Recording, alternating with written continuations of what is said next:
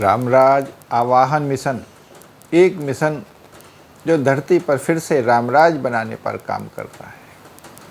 आओ चलो आज चर्चा करते हैं अरण्य कांड में सुग्रीव जी जिनसे श्री राम जी ने मित्रता की, सुग्रीव जी की स्थिति की। सुग्रीव और बाली ये दो भाई थे जिनमें आपस में बहुत प्रेम था। एक बार एक राक्षस ने आकर बाली को चुनौती दी। बाली बहुत ही बलशाली था, सब जगह उसकी वीरता का डंका था। कहते हैं कि बाली के सामने जो आ जाता था युद्ध करने, तो सामने वाले की आधी शक्ति बाली में आ जाया करती थी, अर्थात बाली से जीत पाना संभव नहीं था। तो एक बार एक मैं नाम के दानव ने आकर बाली को चुनौती दी। बाली ने उसकी चुनौती स्वीकार करके मैं दानव का पीछा किया और सुग्रीव बाली को अकेला जाते हुए, अपने बड़े भाई को अकेला जाते हुए देखकर उनके साथ पीछे पीछे हो लिया। अब मैं दानव जो है वो बाली को एक गुफा की तरफ ले गया और जाकर के उस गुफा में घुस गया। तो बाली सुग्रीव से बोला कि सुग्रीव तुम यहीं पर गुफा के बाहर ठहरो, यहीं पर ध्यान रखो, मैं गुफा के अंदर जाता हूँ और इस मैं दानव का अंत करता हूँ। एक 15 दिन तक तुम इंतजार करना और अगर किसी वजह से मैं 15 दिन में बाहर ना आऊं तो समझ लेना कि मैं मृत्यु को प्राप्त हुआ। और इस प्रकार कह करके सुग्रीव को समझा करके बाली गुफा में चला गया और वहां पर उसका मैं दानव के साथ घोर युद्ध होता रहा। इधर सुग्रीव बाली का इंतजार करता रहा। 15 दिन क्या, उसने महीने भर तक इंतजार किया और कुछ खबर नहीं रही, कुछ पता नहीं चल पा रहा। बाली बहुत हिम्मत वाला था जबकि सुग्रीव थोड़ा कम हिम्मत वाला था, तो मगर फिर भी गुफा के दरवाजे पर डटा रहा। 1 महीने के बाद गुफा से बहुत ज़्यादा रक्त की धार बहती हुई निकली, जिससे सुग्रीव को लगा कि शायद बाली मारा गया। तो सुग्रीव ने एक बड़ा भारी पत्थर उठा करके गुफा के दरवाजे पर टिका दिया, गुफा का दरवाज़ा बंद कर दिया, ये सोच कर के कि कहीं ऐसा ना हो ये दानव बाली को मार करके अब बाहर आएगा, फिर मुझे भी मारेगा और फिर हमारे राज्य को तंग करेगा। और गुफा के दरवाजे को बंद करके वहाँ से अपने राज्य में चला गया, बाली के राज्य में चला गया। वहाँ सभी लोग बाली के अंत की बात सुनकर के बड़े दुखी हुए। अब सभी ने राज्य को राजा विहीन देख करके, सुग्रीव बाली का भाई था, सुग्रीव को हठपूर्वक वहाँ का राजा बना दिया। अब होता क्या है कि थोड़े दिनों बाद युद्ध में बाली ने मैं दानव को मार दिया। मार करके बाली वहाँ से आया, गुफा का दरवाज़ा बंद देखा, उसको पत्थर को हटाया क्योंकि बाली बलशाली बहुत था ही। और वापस आकर के देखा तो सुग्रीव को राजा बना हुआ देखा। वो गुस्से से आग बबूला हो गया।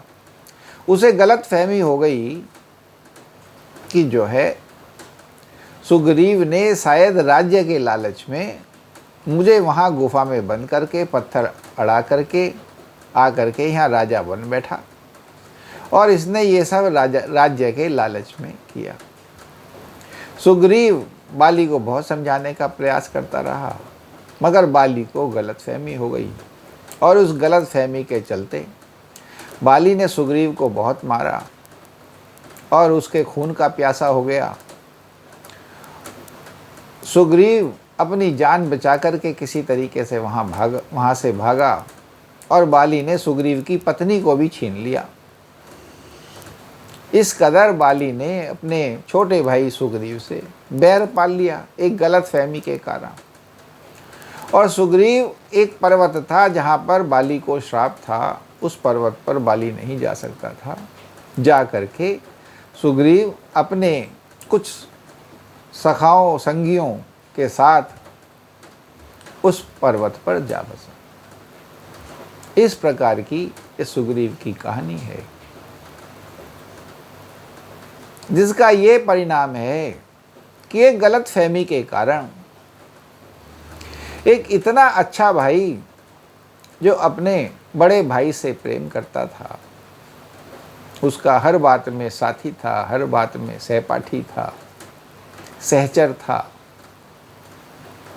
उसको तमाम नुकसान पहुंचा गिरा और अपने स्वयं के भाई को खो दिया। जिसका ये परिणाम हुआ कि सुग्रीव ने श्री राम से मित्रता हुई और श्री राम ने बाली का वध किया, क्योंकि राम को भी सुग्रीव की सब बातें सुन करके बहुत क्रोध आया। ये कैसा भाई, बताओ, अपने छोटे भाई को इतना मारा और उसकी पत्नी को छीन लिया। कितना बड़ा पाप है कि जिसके तुम रक्षक हो, संरक्षक हो, उसी के लुटेरे बन गए।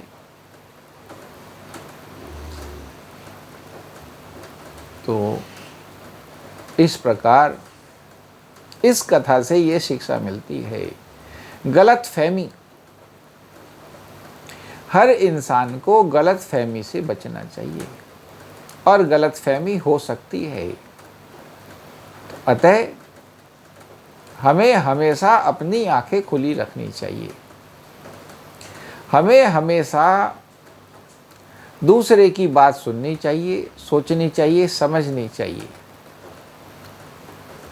पहचानना चाहिए क्या सही है क्या गलत।